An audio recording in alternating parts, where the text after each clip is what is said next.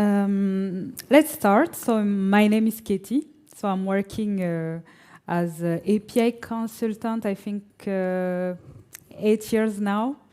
And I start as an API designer, an API manager, an API governance manager, and then today I'm running my consulting firm. So in this AI world, I wanted to share with you the importance of API as product today. So this word seems to be a bullshit word because you see this everywhere, like building an API as a product. We've seen it long time ago, but we don't understand very much what was the real word behind, the real importance about that. So today, for example, if I ask you, have you AI already in production in your company? Yes? Is it a RAG or is it already an agentic AI in production? It's a model that we use to summarize. Okay. What about you guys? Do you have AI already on production today? No. Not yet. We use it, but Yeah. Okay. So what we see is that I don't know if you saw the aura of Google. It's no AI without APIs, something like that. So when people knows that they have AI API on their companies, they don't understand why they cannot yet have AI. So this is what I call the illusion of readiness. Like they have APIs, but they don't know where to start with, first of all. But must, but not the least, is that the API that they have today were built for human. It wasn't built for machine. I'm not sure if no one was ready for that. And for our concern, we have a lot of hallucination today when we talk about AIs.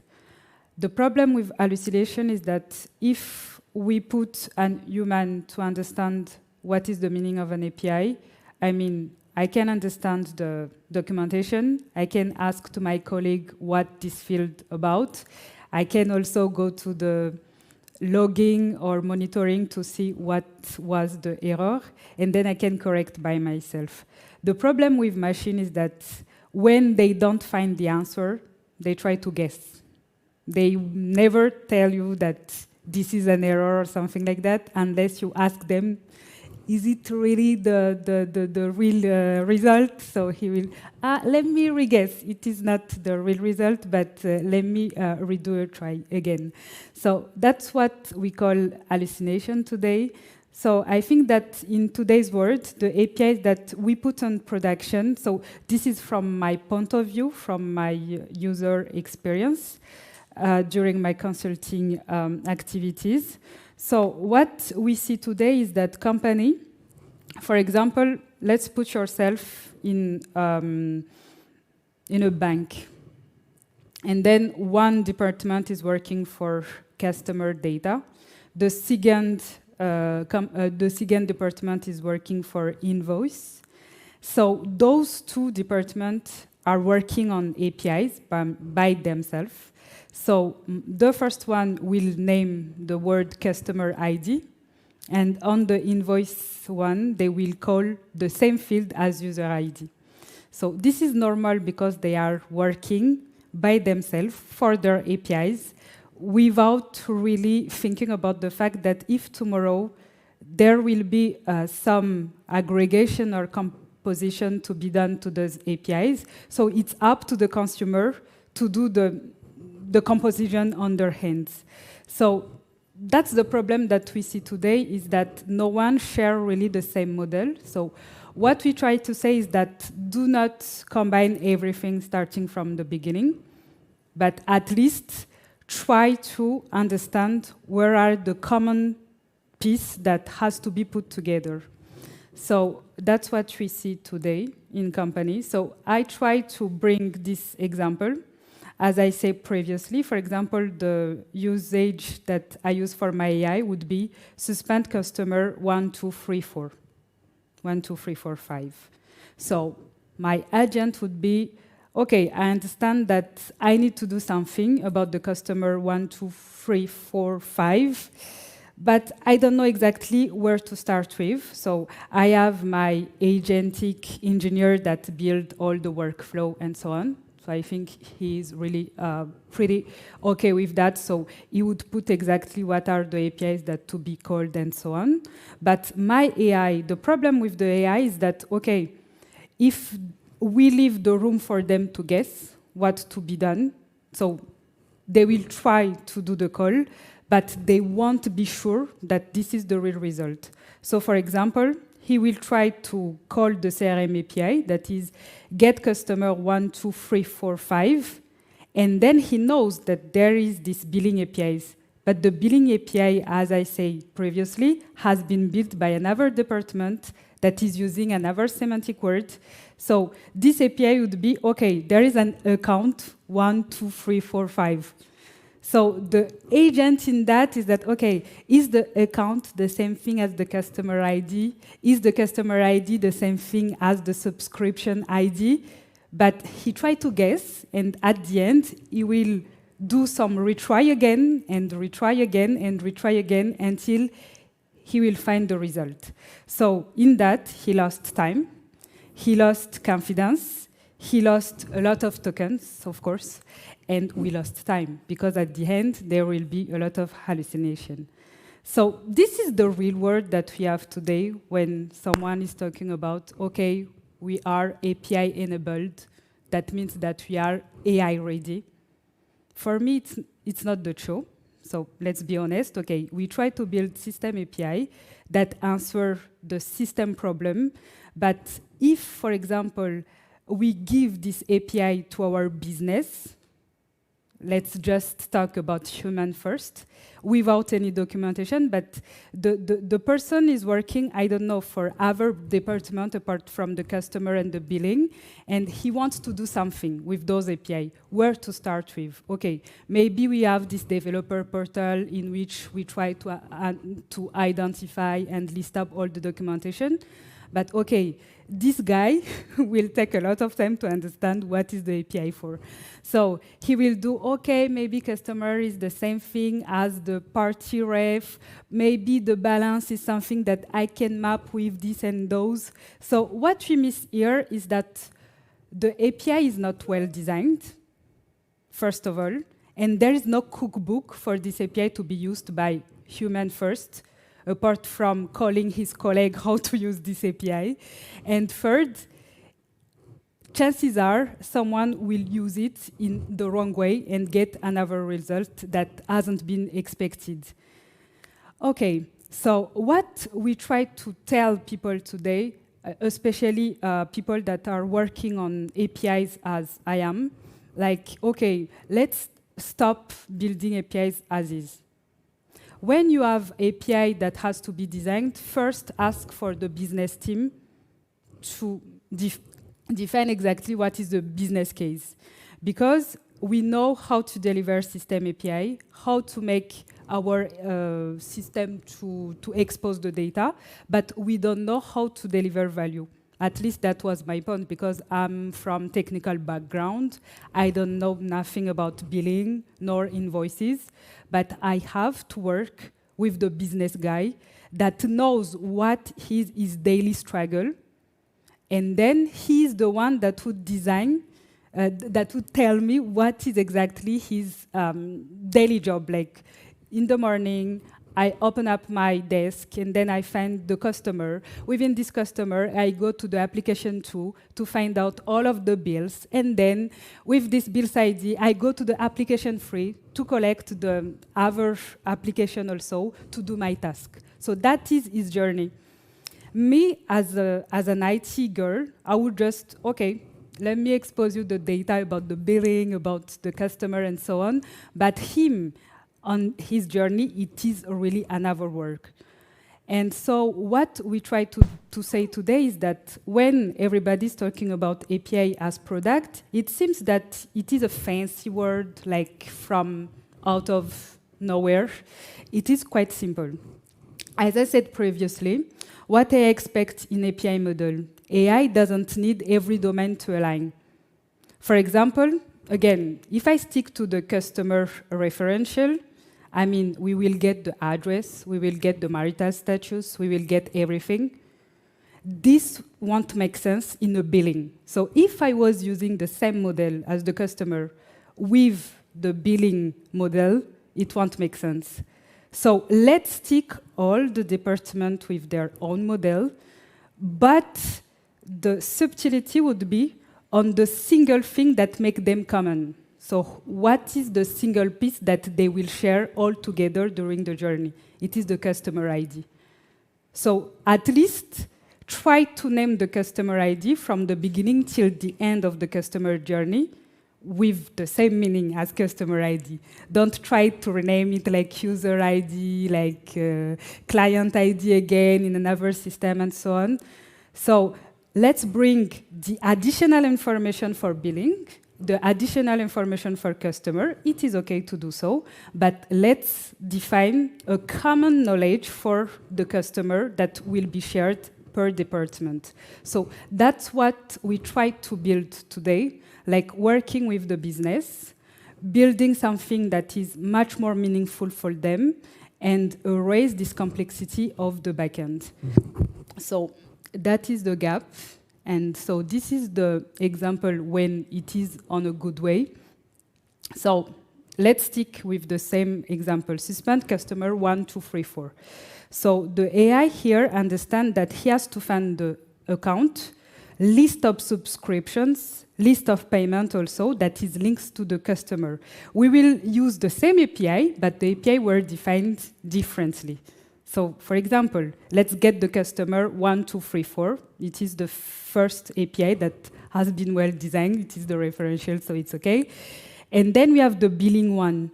Chances are, one customer will have several accounts. It is normal for a company to have a lot of accounts linked to the customer. So by using so, instead of using here, if you saw, instead of using pass-param, here, I'm using customer ID as carry param. So if I was using just if I wanted to catch one customer account, the problem is that if I put in the pass-param the account ID, meaning that it won't use the same customer ID as I used in parameter. So I don't know if you see the difference. Like I use the customer ID here, 1, 2, 3, 4, 5, and then in the collection of accounts, when I design the account structure, I put also the customer ID as a key in each object. And then when I do the grep, so the get of the list of the account that present for the customer ID, I just search for the customer ID as a query param, and then he will show me the list of the customer. So in that, there is a little shift, but at least at the end, the agent will use an unique ID till the second API. So let's go to the subscription also. Again, here I'm using the account ID that has been extracted here, and then I'm going to the payment API. So what we try to say is that, okay, we are designing APIs like it is really easy for a human first to understand, and then the machine will understand it. And my goal also is that I will erase the business guy that explained to me how to use this API, so if he is not here, at least all the documentation about how to use this API is present, and it's natural for me to use it. So it is normal for the business guy to say that, okay, Ketty, one customer should have several accounts. Several accounts should own several subscriptions and several payments. So that was the only business rules that he gives to me. And then it's up to me as an API designer to design it the way that it should be easier for everybody to understand. So that's the correct thing that we should do today. So if you are working as an API designer, try to think about how it can be easier for everybody to understand how to use the API first before doing something else. So what successful API companies do is that they start from the product, not the system. So as I said previously, product means that it has a value to deliver. It's not just like today I wake up, I will just build another endpoint in the entire organization. We have to stick to what this API is for, what it should deliver, and after all, we are going to solve this by using an API. So we have to package it, as you see previously. It's not like you have only one single endpoint that will do everything. You still have to use several endpoints. You still have to separate domain per domain. You still have to do fine-grained API design. But at least those designs should be consistent. So you just have to guess what are the flow and not to go per endpoints to understand what it's for. Okay, so that's what we understand today from companies that want to do AIs, but they seem to be ready, but not that ready. So we try to show them that, okay, there is a gap between what you have today and what an agent should understand from your system of information. So I wanted to grab 3 different examples of companies that are making things the right way today. They build their APIs as product. I don't know, you know Stripe also. This is the good example of an API as product. So the way that they design things is that they did not come with just one single endpoint. They try to solve one problem. So for example, if we zoom out to Google Maps, it's just like I want to find the best way to go from position A to position B. They don't sell the API like, okay, guys, just use this API to understand where we are. They try to solve a problem, and then they have different variety of the solution also, but at least it is really not complicated. I think that all developers in the world try to use this Google Map when they start using APIs, so it is a good example. So they start by understanding where you are, and then show the direction, and then also try to show you the traffic in the real time so you can choose. So those are the things that today, if you are designing APIs, you have to understand what is the package that you have to offer to your user. It's not just sending the geocoding. You have to think about all the packages. So that's the example of Google. They are rich, I think, because it costs to call the Google Map also API. It's not for free. And voila. So why this approach fits naturally? Because they think about product first of all. They did not just solve one single endpoint solution. They try to think about packages, and I think they have a lot of endpoints that no one using. We tend to use the same thing every day because this is the way that the product has been designed.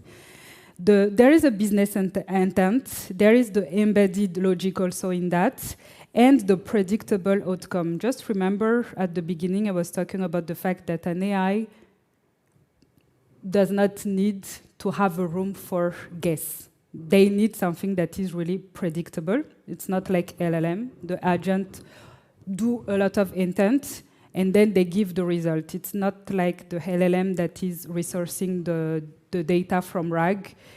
For the agentic, they call APIs in real time. So if they don't get the right answer, I'm not sure exactly how they do it to event something, but at the end of the day, they will guess. And in this guess, there is a percentage of hallucination. So it's up to you as human to understand if this is the right answer or not. Okay, so the consistent meaning, as I shared previously, it is on our hand as an API designer or in API world to build something with a consistent meaning, because when you build Swagger, everything is in that. I don't know if you were in the previous also conference. We have a lot of tools today to use a consistent meaning of the API. So if you are working with like a lot of API designer, at least try to centralize the definition of your API so everybody can use the same thing instead of recreating everything from scratch. So try to do that. There are a lot of tools also in the market for that. And last but not least, why today's API models breaks with AI. So as I said previously, AI can guess the workflow. I think that today we can try to put a lot of semantic in our agent to make sure that he will understand everything that we try to do. So he has to work on the semantic before calling the APIs. That is maybe a good attempt, but the problem will be on the cost. Like the LLM will do a lot of attempts before having the right answer. So our recommendation would be build a right APIs. So at least the semantic that you put in your agent will just be there to put some context of your business and not to replace what the API should do. So people today tend to say that, okay, if the API exists, we won't change them, but we will put a lot of semantic in the AI, in the agent, so to make sure that the API at least will work. So it's fine also, but it will cost and it will make a room for hallucination also. So try to redefine maybe the API.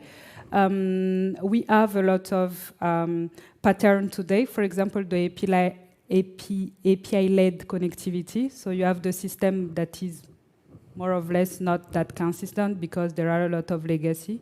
So you go up with the process API that would be more or less business-oriented.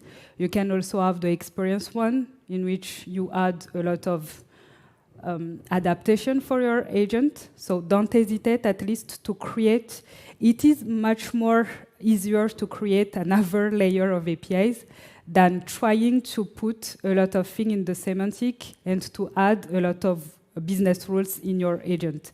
So it is the recommendation that we have today. So the example also that we have tested in our consulting firm is that AI mixed similar endpoints. For example, if you have two endpoints that is doing more or less the same thing, you want to do the difference. So for example, if you have an APIs in which you have get slash customer slash light, get slash customer slash, I don't know, compact, something like that. I saw those kind of design also. So don't get confused. So I think that if you try to give access to your agent, try to be specific in your design. So if there are a lot of endpoints that doesn't really make sense, just erase them. If they don't want to use them, it's okay too. So just give access to the endpoint that you think that it is relevant for the AI to use. Don't give him the entire swagger with like hundreds of endpoints. It doesn't make sense. He will lost his way too. So, again, AI expects stable behavior. So it's like, okay, I give something to the robot, so I let him guess whatever he wants. So it's okay if you want to test, but in a real world, it will cost to your organization and it will cost to your company also. For example, if he gives you like non-stable response and you apply it to production, it won't work. So let's be honest, it's not really the way that we think agents should work. And the last really scary thing is the AI events missing rules. So if you don't put the rules, I come back to the semantic, the context that you put in your agent. So, okay, it's okay to put context or even a lot of context to the agent, but if you give a lot of context, he will try to guess what is it about, and it's not good. So those are some numbers compared to what you try to do. So you have the cost of the token. Everybody's talking about token today. So it is something that is really, really important for C-level to understand if I put agent on production, what will be the cost. And we have also the single a single automated workflow can cost like 30%, 30x%. So we try to, what we do today, I don't know if you've already run some POC of agent in your laptop or something like that to see a little bit the difference per token of whatever the action that you try to do. Is it something that you are familiar of? Yeah. So what we try, for example, to do with our some of the organization with whom we are working for, like we try to separate the system API from process one. And for example, if we erase the process layer, what will be the cost of the API, of the agent, for example, in terms of token, in terms of hallucination. So those things can be a matrix for tomorrow's deployment on production. So it is for us to learn what is the behavior of the agent if I delete something or if I add something in my API. Because the problem that we see today from our perspective is that we don't know exactly what is the amount of information that we should put in the agent context compared to what we should put in the APIs. Because the APIs today are not only built for agents, they were built also for other systems. So it's not really clear today, to be honest, but we try to understand a little bit what are the advantage by adding another layer of APIs or by deleting some of them or by adding some additional description on the API Swagger, something like that. So if you have some ideas, please share. So that's it. So what we see is that, okay, when we say that the API-enabled companies are not yet ready for AI, it is not like they have a lot of gaps. It's just like we have to focus on the business part of the APIs now, because we were focusing on the system at some point of our life, like open up the system, the legacy for the other to consume the data. So now it's more or less, okay, let's build a big case on those APIs that we already have. Let's not try to create another one because it doesn't make sense. We can wrap up with another APIs. So what we do, for example, we try to aggregate some APIs to build business value. We try to work with business guys to understand their daily basis, to just demonstrate to them that, okay, this action can be handled by APIs or by AI. So this is the way that you should do. So what we have to think is that, okay, when you design an API today, don't focus on the technical thing anymore because everyone knows how to build to do so. So try to understand what is the business value behind. If there is no business value, okay, let's do it as is, but there is no room for any AI usage for tomorrow. So it is okay to build APIs normally, without consistency, without nothing. But if you try to build API for AI, try to focus first on the business part.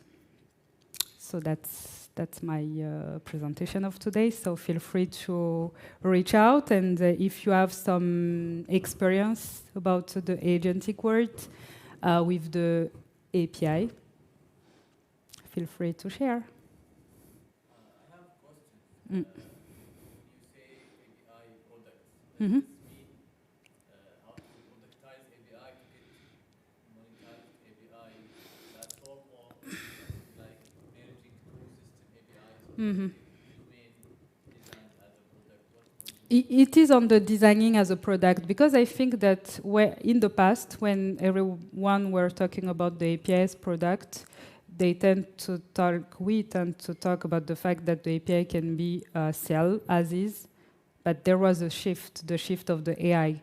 Like, okay, today, I think that APIs are monetized internally, apart from Google or Deezer or something like that, as I shown. But internally, to be honest, I didn't saw that much company that adapt really the monetization, because it's hard to really monetize internally. Like this team build the API, so I will give you some money for maintenance or something like that. That's normal, but pay as you use, it's really complicated. So what we say today on the API as product, at least on our organization, the way that we sell it is that, okay, design it as you are designing a product, like with a clear goal in mind, with a clear packaging. So it's all about the packaging, like what will you put in this package for this product to work?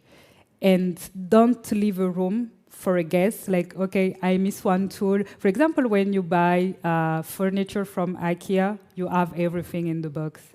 You have even the tool for montage. I don't know what is it in English, but what we try to say is that the productization should be, okay, I find everything in one single place.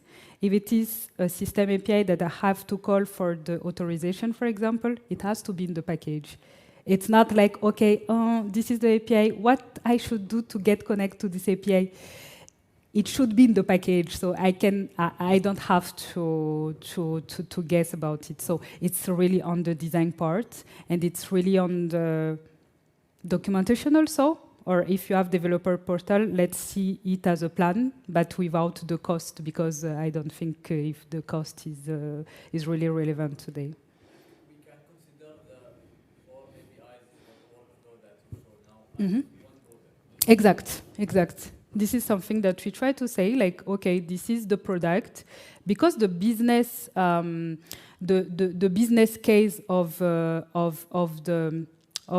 agent, the real agent, me as a human, each morning, I just when, for example, if I'm working for a bank in the morning, I don't wake up just to see what is your name. I wake up each morning to see if you paid the bill or if you have done something. So there is a big case related to the action of searching your name. So the package would be, okay, what is the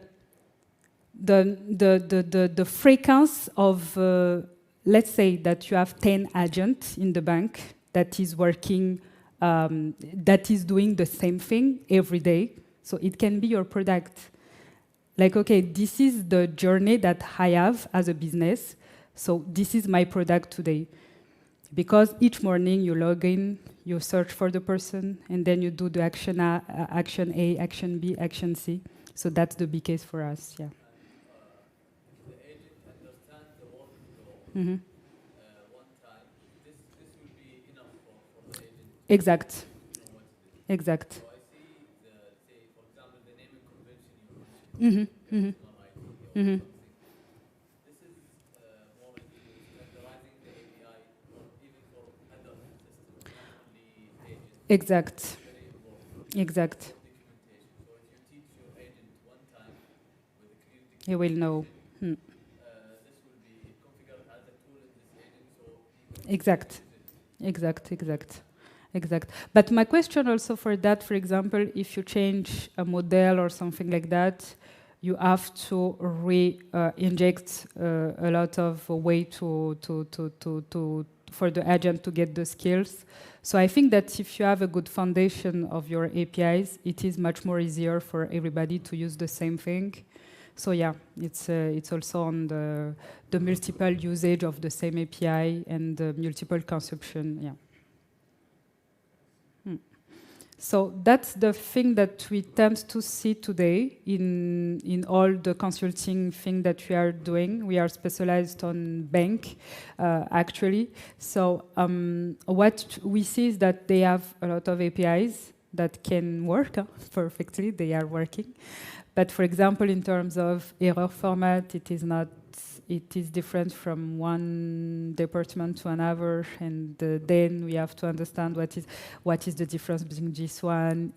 Is the 200 okay throwing error sometimes, something like that? So it's like all the things that we were talking about, I think 2 years ago, about the governance, they are just today they are they are in the AI world. They cannot be just ignored. We have to catch up with them. But the advantage that we have today is that by using AI also, we can correct everything. For example, the documentation today, I can have Open API.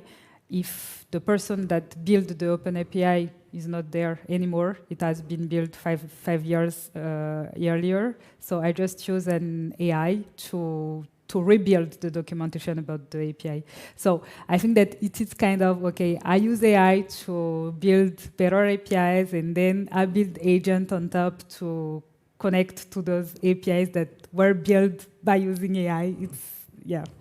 It's a cycle, but it's fun.